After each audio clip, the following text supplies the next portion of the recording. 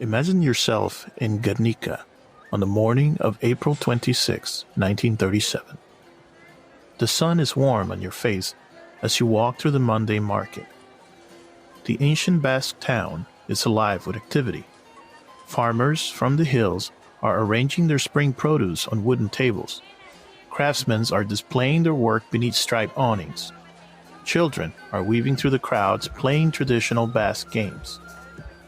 Beside you, an old woman is teaching her granddaughter how to select the best tomatoes, passing down knowledge that's flowed through generations. Nearby, a group of men are discussing politics in hushed voices near the Casa de Juntas, the traditional meeting house where Basque leaders have gathered for centuries. Above them spreads the great oak of Guernica, the sacred symbol of Basque liberty, under which Spanish kings once swore to protect Basque rights. It's 4:25 in the afternoon.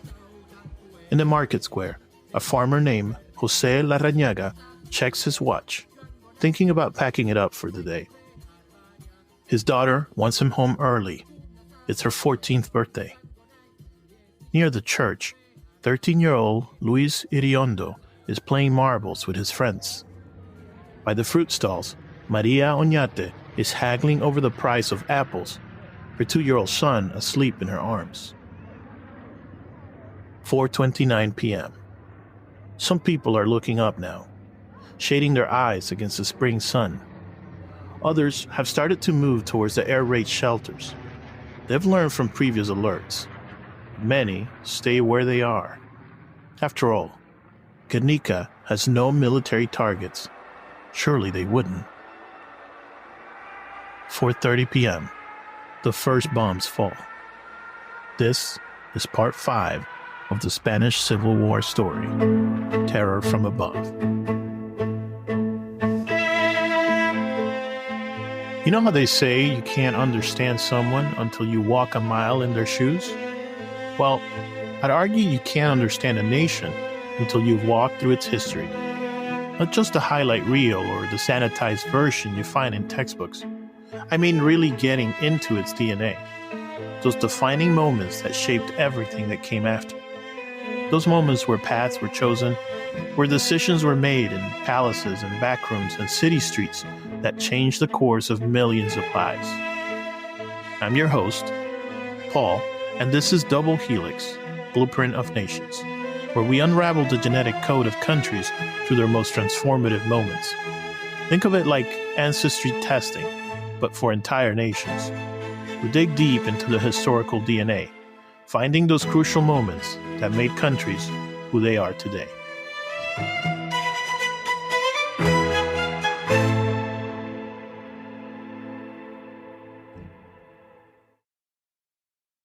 Welcome back.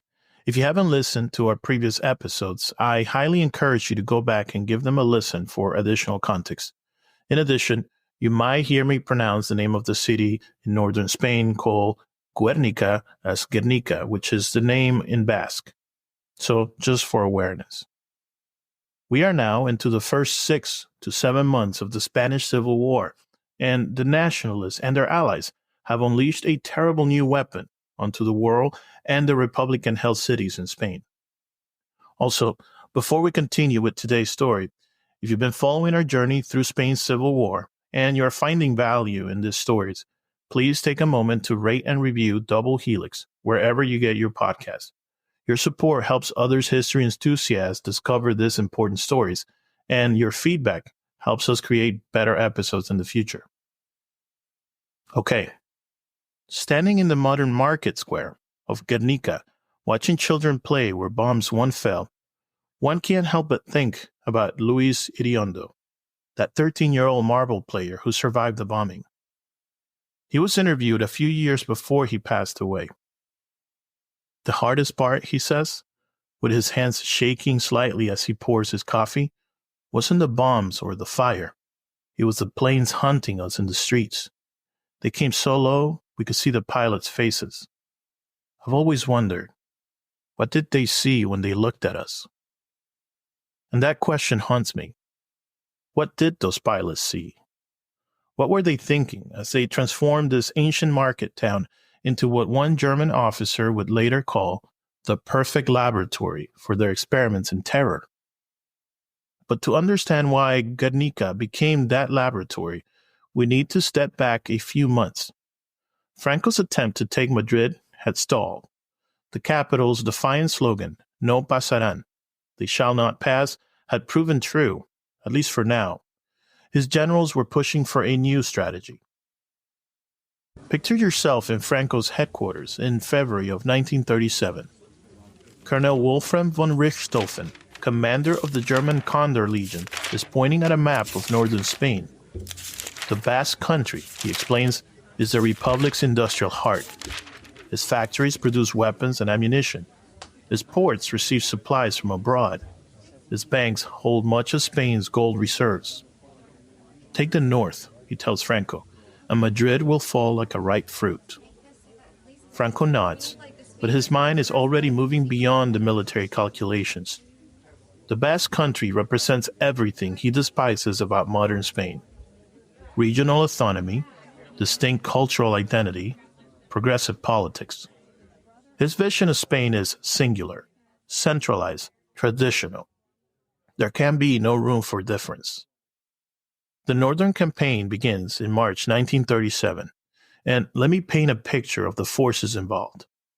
Franco had assembled 28,000 infantry, including the feared Navarrese Carlists, the infamous Requetés, who see this as a holy war against their Basque neighbors. 200 artillery pieces positioned in the mountains overlooking the Basque towns, and most crucially, overwhelming air power: German bombers, Italian fighters, and Spanish reconnaissance planes. The Republic, meanwhile, has withdrawn most of its aircraft to defend Madrid. The skies over the north belong to Franco and his allies, but the Basques have something powerful on their side: the mountains themselves, and a determination to defend their ancient freedoms that goes back centuries.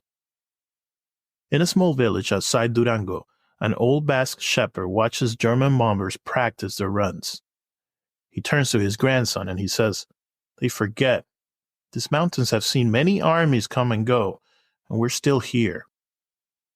3 days later, both grandfather and grandson will die when those same bombers destroy their village.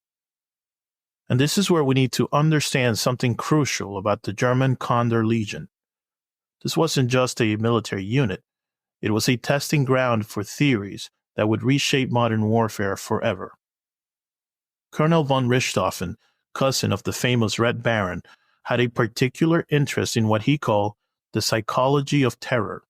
He wanted to prove that air power alone could break civilian morale. The Legion had already experimented on smaller towns, but Guernica offers something unique: a chance to test their theories on a target of deep symbolic importance. Think about what Guernica means to the Basque. The ancient oak tree had witnessed the evolution of one of Europe's oldest democracies. Under its branches, Basque leaders had met in council since before Columbus sailed to America. Spanish kings had sworn to respect Basque rights on that very spot. So when the bombers came that Monday afternoon, they weren't just attacking a town, they were striking at the heart of Basque identity itself. The attack itself was a masterpiece of military precision and an atrocity of unprecedented scale. The first wave of German HE-111 bombers appeared at 4:30 in the afternoon, their shadows sliding over the marketplace like dark birds. Luis Iriondo, our young marble player, would later say how time seemed to slow in that moment. Someone shouted, "Planes," and we all looked up, he remembered. They were so beautiful, gleaming in the sun. Then the first bombs fell, and beauty turned to horror. The bombers had practiced this choreography for weeks. High explosives first, to crack open the streets and break the water mains. Then incendiaries, to start fires. Finally, fighter planes swooping low to strafe anyone trying to flee or fight the flames. They called it the roadblock tactic: trap people between the fires and the bullets. In the marketplace, Maria Oñate, clutched her 2-year-old son and ran for the nearest shelter. She found herself in a crowded basement with 30 others. We could hear the buildings above us collapsing, she would write in her diary years later. A woman started praying the rosary, then another joined in. Soon, we were all praying together. Catholics, socialists, nationalists, Basque separatists. In that moment, politics didn't matter. We were just people trying to survive. When the attack finally ended at 7:45 p.m., Guernica had been transformed. The town that had stood for 7 centuries was basically gone. In its place was a landscape that would soon become tragically familiar across Europe. Rubble, flames, scattered bodies, shocked survivors wandering like ghosts through the ruins of their world. But here's what's extraordinary. The sacred oak of Guernica survived. Standing in its shade today, you will still see bullet holes in the ancient trunk. The Basque will tell you that it survived because it had to, like their culture, their language, their identity. It just refused to die. The world's reaction was immediate. George Steer, a correspondent for the Times of London, reached Guernica the next morning. His report, published on April 28, broke through the fog of propaganda that had surrounded the war thus far. The insurgents' objective, he wrote, is seemingly the demoralization of the civil population and the destruction of the cradle of the Basque race. In Paris, Pablo Picasso read Steer's article over breakfast at his favorite cafe. The Spanish artist had been struggling with a commission for the Paris World Fair. The Spanish Republic wanted something that would draw attention to their cause. That morning, he began sketching what would become his masterpiece, Guernica. But while Pablo Picasso was transforming horror into art, another city was preparing to face its own ordeal from the skies. Madrid, the city that had already withstood Franco's ground assault, was about to experience what Guernica had pioneered. I want you to picture Madrid in the summer of 1937. The elegant capital of Spain has become something else entirely. The Gran Via, once known as Spain's Broadway, is now a cross with tank traps and barricades. The Telefonica building, Spain's first skyscraper, has become a fortress and an observation post. Its height offers the perfect vantage point to spot incoming aircraft, but also make it the perfect target. Antonio Ruiz was a teenager then, working as a spotter on the Telefonica roof.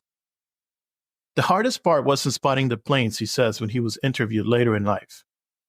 The hardest part was knowing that when you rang the warning bell, people down below would have only minutes to find shelter. You felt responsible for every life. Those warnings became part of Madrid's daily rhythm. Julia Manzanal, who worked in a munitions factory, described it in her memoirs. You learn to read the sounds. The German Heinkels had a different engine noise than the Italian Savoyas. The dive bombers made a screaming sound we call the trumpet of Jericho. Children would play games guessing which planes were coming. Imagine that, making a game of the things trying to kill you. But Madrid refused to break. When bombs destroyed buildings, people cleared the rubble and built barricades with it. When food ran short, they shared what they had.